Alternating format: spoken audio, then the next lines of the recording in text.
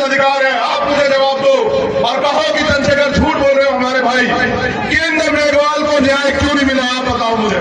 मैं इसलिए आता हूं, राजस्थान के ओम प्रकाश लेकर लिखता है सुसाइड नोट में कि मेरा भाई आएगा मुझे न्याय दिलाने के, इसलिए आता है चंद्रशेखर आजाद राजस्थान। मैं पूछना चाहता हूं, आप लाखों की संख्या में जयपुर में इकट्ठा हुए थे, बताओ कार्तिक भील को न्याय क्यों नहीं मिला, मुझे बताओ, मैं जानना चाहता हूं आपसे।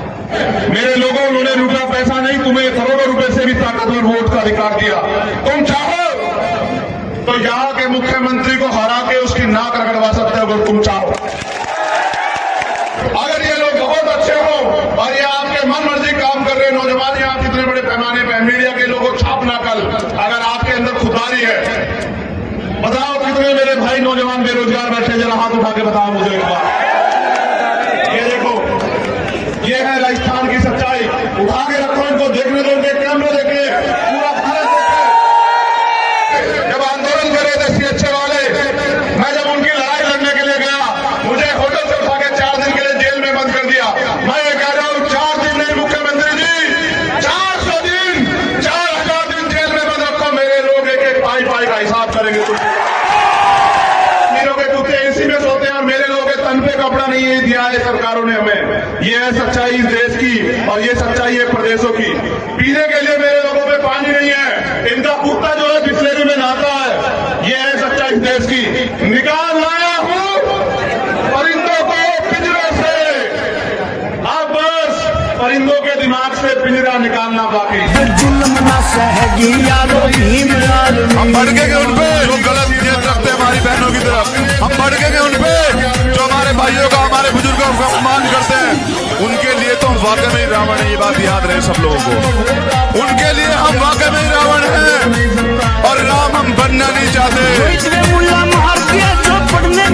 आप देखते जाओ, आपका राज आएगा, ऐसा राज आएगा जिसके बाद शायद कभी कोई दुनिया में भारत के अंदर चुनाव लड़ने की इच्छा ही ना करे, सब खुश हो जाएंगे, मेरा मानना। एक बहुत जरूरी मामला, क्योंकि शासन प्रशासन और मीडिया के लोग भी यहाँ हैं, उनकी जानकारी में देना है कि कल वो इस बात को जरूर लिखें कि भाई पृथ्वीराज बैरवा जी को क्यों आरएएस में सिलेक्शन होने के बाद उनको टर्मिनेट किया गया, नियुक्ति क्यों नहीं दी जा रही है, सरकार इस बात का जवाब दे। भाई डॉक्टर प्रोफेसर रमेश बैरवा जी को क्यों एपीओ किया गया है, सरकार इसका जवाब दे। अब मैं आपसे जो बात कहने वाला हूं उस पर आप गौर करें। यहाँ जितने लोग मंच पे हैं सम्मानित है, उससे ज्यादा सम्मानित है आप सब लोग जो सामने बैठे हैं, मेरे नौजवान भाई, हमारे सम्मानित बुजुर्ग, और यहाँ जो किसी से कुछ नहीं कहती है मेरी माए बहनें और हमारी छोटी छोटी बच्चियां, उनको बहुत बहुत धन्यवाद। देखो ना, उनको कोई अनुशासन को कहता ना कहता बैठ जाओ, जिसको जहां जगह मिली है मेरी माँ बहन को वहीं बैठी हुई। मैं आपका दोनों हाथ जोड़ के धन्यवाद करता हूं।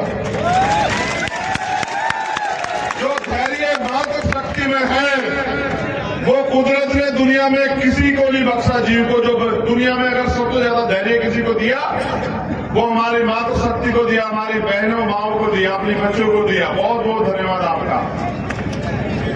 सम्मानित साथियों, हम गंगापुर में हैं, लेकिन पता नहीं हमारे अधिकारों की गंगा कब आएगी।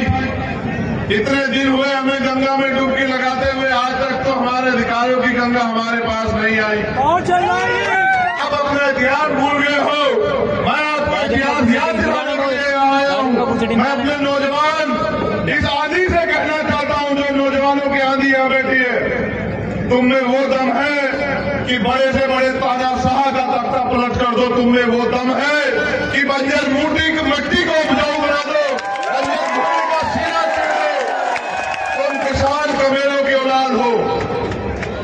अगर जानना हो तो 50 साल पहले का अपना इतिहास जानो। बहुत बढ़िया, क्या निभा रहे हो तुम। कि तुम्हारे पूर्वज ने इस देश में क्या क्या नहीं। साथ लोग बात करते हैं, आपको बताने आया हूं कि गलती कहां हो रही है। आप मुझसे प्यार करते हैं। जो लोग ये पूछते रहते हैं कि चंद्रशेखर राजस्थान क्यों आता है, वो तो यूपी का है, उनको ये बस ये बता देना कि वो हमारा नेता नहीं, वो हमारा भाई है। उसका हमारा खून का रिश्ता है।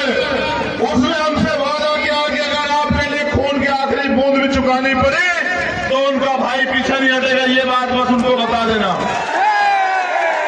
ना मेरा कल आपसे राजनीतिक रिश्ता था, ना आज है, ना जिंदगी में रहेगा। मेरा आपका खून का रिश्ता है, मेरा आपका दर्द का रिश्ता है, मेरा आपका संघर्ष का रिश्ता है, मेरा आपका उस अन्याय के खिलाफ जो लड़ाई चल रही है वो रिश्ता है कि ना गुलामी आप सहना चाहते, ना गुलामी मैं सहना चाहता।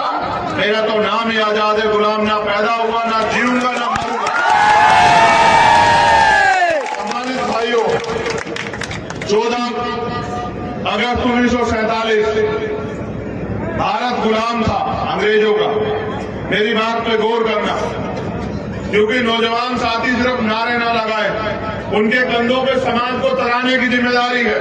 उनको अपने आप को झुका के अपने समाज को अपने कंधे पे बिठा के ताकतवर बनाना है।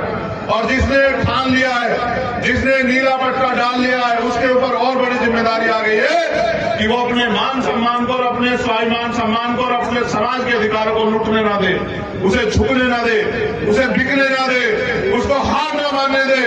तो मैं बात कर रहा हूं तब की जब हम इस देश में गुलाम हुआ करते थे। 14 अगस्त 1947 हम इस देश में गुलाम थे। गुलाम तो पूरा भारत था, लेकिन पूरे भारत के हर सब लोग अधिकारों से वंचित नहीं थे। बहुत सारे लोगों को अधिकारों की आजादी थी, पढ़ने की, लिखने की, घूमने की, मकान बनाने की, जमीन रखने की, खेती करने की और तमाम तरह की आजादी थी। लेकिन जो गुलामों के गुलाम थे ये बहुजन समाज के लोग, जो आज जातियों में बढ़ के अपनी एकता को कायम नहीं कर पा रहे। मैं तो बधाई देता हूं कि आपने जोड़ा, आपने SC/ST की महापंचायत की, मुझे बड़ी खुशी हुई। मेरे रूप में ये सब लोग चंद्रशेखर वहीं थे, आपने देखा होगा।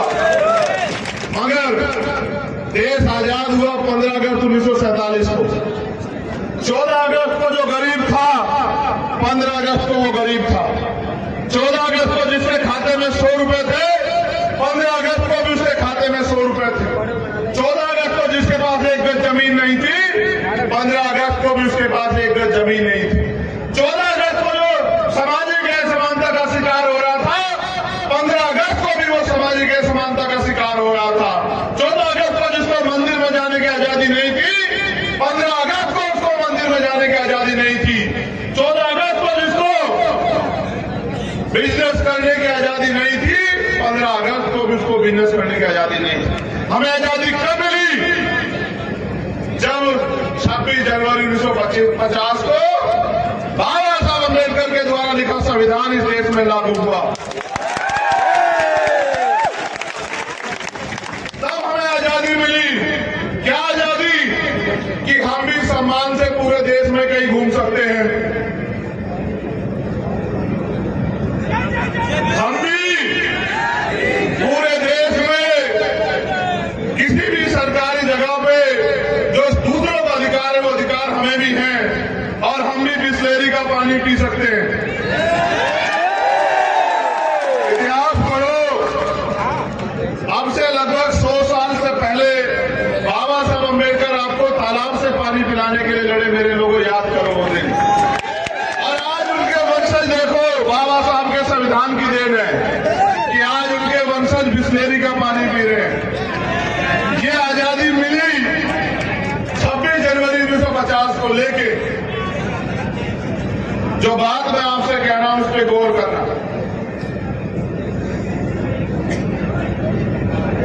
ये आजादी कितने मुकाम तक पहुंच पाई और कितने अधिकारों के लिए आपको संघर्ष करना पड़ा, लड़ना पड़ा, आंदोलन करने पड़े, लाठियां खानी पड़ी, मुसीबतें झेलनी पड़ी। जैसा मैंने आपको बताया कि 26 जनवरी 1950 को आजादी संविधान के जरिए मिली, लेकिन संविधान के साथ ये शर्त रखी गई जो अंतरिम सरकार बनी, पंडित जवाहरलाल नेहरू के नेतृत्व में बिना चुनाव लड़े। उस सरकार ने वादा किया बाबा साहब अम्बेडकर से कि जो संविधान में अधिकार आपने लिखे हैं, जो भाग 4 में नीति निर्देश तत्व में जो आपने इनकी तरक्की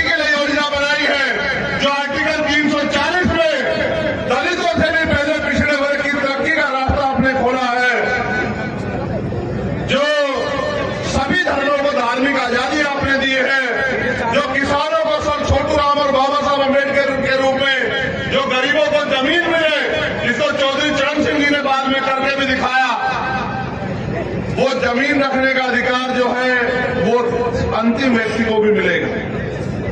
ये बात और ये दावा मानव सरकार ने किया और बाबा साहब अम्बेडकर ने उन पर भरोसा किया, लेकिन बाबा साहब ने अपने बच्चों को भी कुछ कहा। वो ये कहा, जब उन्होंने पहले हमें वोट का अधिकार दिलाया था, उस वोट के अधिकार के खिलाफ सब लोग थे।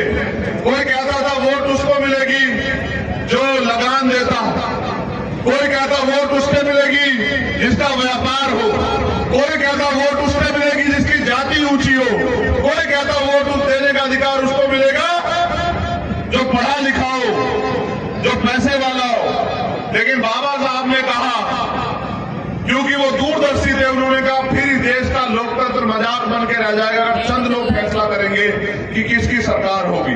तो बाबा साहब ने तर्क देके सहमत किया कि देश के अंतिम व्यक्ति को भी वोट का अधिकार मिलना चाहिए और जनता तय करेगी कि राज किसका आएगा। उन्होंने नारा भी दिया मेरे लोगों आपके लिए कि आज मैंने रानी का पेट चीर दिया है, आज के बाद राजा बैलेट बॉक्स से तैयार होगा, आपकी वोट से तैयार होगा। उन्होंने नारा इसलिए दिया कि उनको ये भरोसा था कि उनकी आने वाली पीढ़ियां पढ़ लिख के अपनी वोट की ताकत को समझेंगी और वो 21वीं सदी में जब 2023 चल रहा होगा, वो पंचायत करके हाथ फैला के मांगेगी नहीं कि लाओ हमें मुख्यमंत्री का पद दे दो। वो ऐसे नहीं मांगी, ऐसा भरोसा नहीं था बाबा साहब अम्बेडकर। बाबा साहब अम्बेडकर को भरोसा था कि पढ़ लिख के हमारे लोग समीक्षा करेंगे, आकलन करेंगे, संघर्ष करेंगे और अपनी वोट को संगठित करके भाईचारा बना के प्रदेशों में और देश में अपना राज व्यवस्था जो है लागू करके दिखाएंगे, अपना राज लाके दिखाएंगे। क्योंकि भारतीय संविधान में जो अधिकार आपको मिले नौजवान साथियों, उन अधिकार को लागू, उन कानूनों को लागू कराने की अगर ताकत किसी के पास है तो वो सत्ता के पास है। जिनकी सरकार होती है वो कानून को अपने तरीके से लागू कराते हैं और जो नए कानून बनने चाहिए आपके अधिकारों के लिए, उनको कानूनों को बनाने की ताकत भी इस पंडाल में नहीं है। वो ताकत भी विधानसभा और लोकसभा के पास है। आप लाखों लोगों की भीड़ कर लो और वोट आपको 4 न मिले तो आप कुछ नहीं कर सकते हो। पूरे राजस्थान के बहुजन समाज के लोग भी सड़क पे खड़े हो जाए तो एक कानून नहीं बना सकते, क्योंकि भारतीय संविधान ने कानून बनाने का अधिकार विधानसभाओं को और लोकसभाओं को दिया। बाबा साहब अम्बेडकर को भरोसा था कि उनकी आने वाली पीढ़ी आकलन करेगी, क्योंकि वो ये जानते थे कि जिन लोगों के हाथ में सत्ता है वो मेरे लोगों को कुछ नहीं देंगे, वो बिल्कुल कुछ नहीं देंगे। वो तो मेरे लोगों को जो अधिकार मैंने संविधान में सुरक्षित किए हैं वो तो उनको भी छीनने का काम करेंगे, समय समय पे उनको भी लूटने का काम करेंगे। आज देखो ऐसी हालात है। देखो कहते हैं कि न्याय सबका जन्मसिद्ध अधिकार है। आप मुझे जवाब दो और कहो कि चंद्रशेखर झूठ बोल रहे हो हमारे भाई, कि इंदर मेघवाल को न्याय क्यों नहीं मिला? आप बताओ मुझे। जब न्याय जन्मसिद्ध अधिकार है तो इंदर मेघवाल को न्याय दिलाने के लिए आपको आंदोलन क्यों करना पड़ा राजस्थान में? आप बताओ। न्याय का जन्मसिद्ध अधिकार है तो जितेंद्र मेघवाल को उसकी हत्या की गई, तुम्हारे भाई की, तुम्हारा खून था वो, उसकी हत्या की गई, उसको बकरे की तरह काट दिया गया घेर के। एक बहादुर तुम्हारे भाई को, उसके हत्यारों को सजा दिलाने के लिए तुम्हें आंदोलन क्यों करना पड़ा? तुम इतने बड़े पैमाने पे क्यों झूठे फाली में जाके? मैं आपसे इसलिए पूछना चाहता हूं कि ओम प्रकाश लेगर फांसी लगा लेता है क्योंकि उसको लगता है उसको न्याय नहीं मिलेगा। मैं इसलिए आता हूं राजस्थान की ओम प्रकाश लेगर लिखता है सुसाइड नोट में कि मेरा भाई आएगा मुझे न्याय दिलाने के, इसलिए आता है चंद्रशेखर आजाद राजस्थान। मैं पूछना चाहता हूं, आप लाखों की संख्या में जयपुर में इकट्ठा हुए थे, बताओ कार्तिक भील को न्याय क्यों नहीं मिला? मुझे बताओ, मैं जानना चाहता हूं आपसे। मैं जानना चाहता हूं आपकी पंचायत के एक हफ्ते बाद ही मेरी बहन पूजा को 10 टुकड़ों में जिन्होंने काटा, उनको, उस बहन के परिवार को न्याय कब मिलेगा? बताओ। मैं जानना चाहता हूं कि बलौदा में जिस बहन को अन्याय का सामना करना पड़ा, उसको जला दिया गया, उसको न्याय कब मिलेगा? बताओ। ये मैं जानना चाहता हूं आप लोगों से। उनको भरोसा था बाबा साहब अम्बेडकर को, उनको क्योंकि एहसास था इनके चरित्र पे कि ये मेरे लोगों को न्याय नहीं देंगे, अधिकार नहीं देंगे, काम करेंगे। इसलिए मेरे लोगों, उन्होंने रुपया पैसा नहीं, तुम्हें करोड़ों रुपए से भी ताकतवर वोट का अधिकार दिया। तुम चाहो तो यहाँ के मुख्यमंत्री को हरा के उसकी नाक रगड़वा सकते हो अगर तुम चाहो। ये ताकत बाबा साहब अम्बेडकर ने दी है आपको। और तुम देखना, चुनाव आएगा, मेरी माँ बहनें यहाँ बैठी हैं। देखो, मैं नहीं कहना चाह रहा था लेकिन कहूंगा। अभी मुख्यमंत्री जी ने कहा कि वो राशन देंगे, आपने सुना ना? राशन देंगे घर तक, सुना आपने? ये भी कहा सिलेंडर सस्ता करेंगे। 4.5 साल कहां थे? 4.5 साल पहले ये अमीर थे क्या सब लोग, जो आज इस 6 महीने में आपको इनका सिलेंडर सस्ता करना है? 4.5 साल आपने राशन नहीं दिया। देखो, सरकारों की निर्दयता यही कि नहीं, देश की सरकारों की बता रहा हूं, चाहे बीजेपी की हो, कांग्रेस की हो या किसी और की। मैंने देखा कि दिल्ली में मजदूर किस तरह से अपने घर लौटा। इन सरकारों के पास उनको देने के लिए बसें नहीं थी मेरे लोगों, उनको भेजने के लिए ट्रेन नहीं थी। वो अपने बच्चों को अपनी पीठ पे लादकर खून के आंसू होते हुए उनके पैरों में छाले पड़ गए।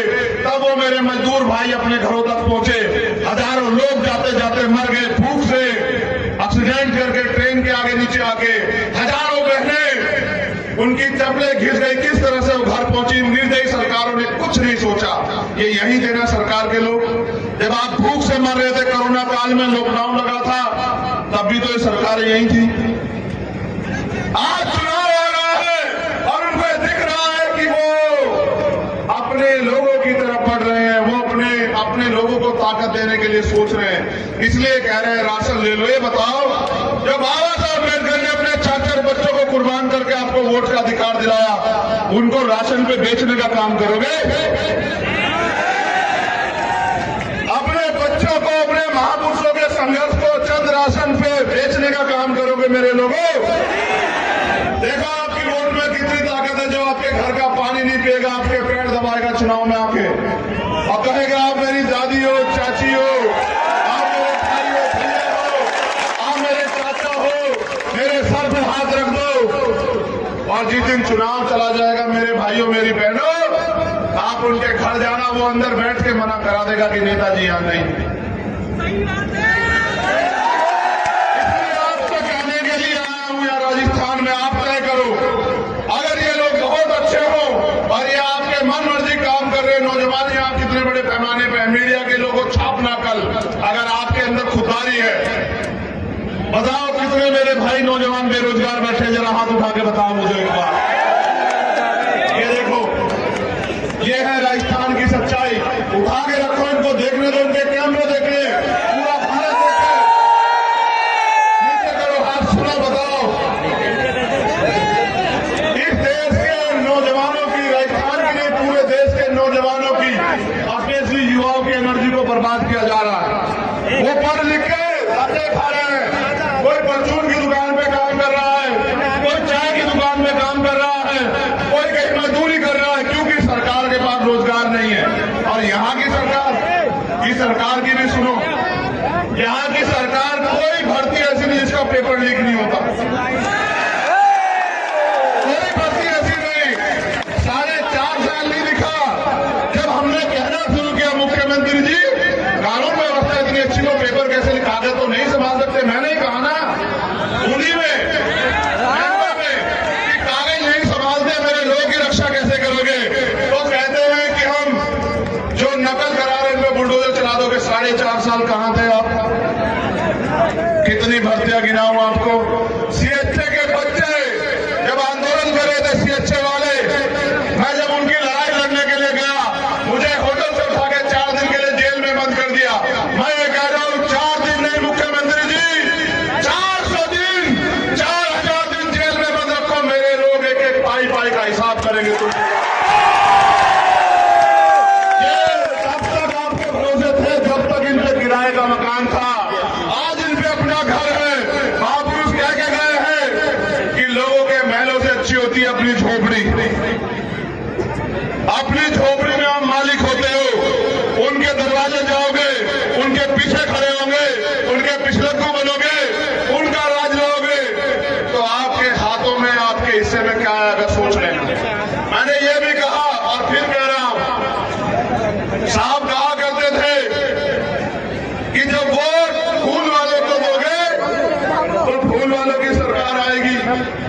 जब फूल वालों की सरकार आएगी तो वो अपने लोगों को ताकतवर बनाएंगे, रोजगार देंगे, काम देंगे। आपके हिस्से में क्या आएगा? जब वोट पंजे वालों को दोगे तो पंजे वालों की सरकार आएगी, पंजे वाले ताकतवर होंगे, पंजे वाले अपने लोगों को रोजगार देंगे, राशन देंगे, अधिकार देंगे। आपके हिस्से में क्या आएगा? अब मैं आपको बताता हूं, आप अपने वालों को वोट दोगे तो मैंने पहले भी कहा कि मांग पत्र बना के दे दो। जितने लोग यहाँ बैठे अमीरों के कुत्ते एसी में सोते हैं और मेरे लोगों के तन पे कपड़ा नहीं दिया है सरकारों ने हमें। ये है सच्चाई इस देश की और ये सच्चाई है प्रदेशों की। पीने के लिए मेरे लोगों पे पानी नहीं है, इनका कुत्ता जो है बिस्लेरी में नहाता है। ये है सच्चाई इस देश की। लेकिन आप इनके बातों में आ जाते हो और फिर इनको ताकतवर बना देते हो। मेरे पिताजी कहा करते थे कि अजमाए हुए को अजमाना नहीं चाहिए, जिनको अजमा चुके और अजमा के देख चुके कि मैंने वहां कहा बादरा में कि अगर आप गलती कर बैठते हो, मैं गंगापुर सिटी में भी कह रहा हूं, तो 5 साल जो खाल उतरेगी हमारे लोगों की, जो अन्याय सहना पड़ेगा हमारे लोगों को, जो रेप हत्याएं होंगी, जो पूजा भील को टुकड़ों में काटा जाएगा, उसके जिम्मेदार आप भी होंगे। इस बात को आप लोग याद रखना, क्योंकि आपकी गलती, आपकी लापरवाही, क्योंकि वोट का अधिकार आपको बिकने के लिए नहीं मिला, वोट का अधिकार आपको गुलामी से मुक्ति के लिए मिला है, वोट का अधिकार आपको ताकतवर बनने के लिए मिला है। अगर आप अपनी वोट का प्रयोग गलत कर देते हो तो जो अन्याय होगा उसका खामियाजा आपको भुगतना पड़ेगा, उसके जिम्मेदार भी आप होंगे। दूसरा, काशीराम साहब ये कहते थे कि वोट की रक्षा कैसे करनी है, जैसे बहन बेटे की रक्षा करते हैं। तो आपकी वोट इतनी सस्ती नहीं मेरे लोगों कि थोड़े से पैसे शराब या राशन पे किसी को दे दो। ये तो सरकारों को देना ही है। आप वोट अपनी ताकत बनाने के लिए दो।